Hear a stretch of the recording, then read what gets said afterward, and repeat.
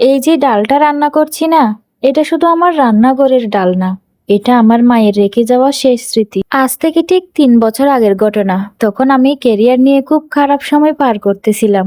চাকরি ছিল না, পকেটে টাকা ছিল না। মা সেদিন নিজের ডাক্তার দেখানোর 500টা জমানো টাকা আমার হাতে দিয়েছিল। আর আমি সেদিন এতটাই দায়িত্ব জ্ঞানহীন ছিলাম যে সেই জমানো 500 টাকা আমি প্রয়োজনীয় কাজে খরচ না করে বন্ধুদের সাথে আড্ডা দিয়ে শেষ করেছিলাম।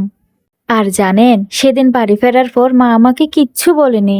ডালটাই এমন ভাবে ফোড়ন দিচ্ছিলেন যেন তার চোখ থেকে টপ টপ করে জল ঝরে পড়ছিল। আর আমি সেদিন ভেবেছিলাম পেঁয়াজের ঝাঁজে বুঝি মায়ের চোখ থেকে জল পড়ছে। তাই আমি রেগে গিয়ে মাকে বললাম, তুমি এত কাঁদো কেন বলো তো, সামান্য 500টাই তো টাকা। আর মা সামান্য হেসে আমাকে বলেছিল, না রে পাগল, ডালে একটু জাল বেশি হয়ে গেছে। আর ঠিক 3 দিন পর মায়ের রান্নাঘরের চুলার পাশে স্ট্রোক করলেন। ডাক্তার বলেছিল মায়ের হাই প্রেশার। 2 দিন ধরে মায়ের ওষুধ খাওয়া বন্ধ ছিল।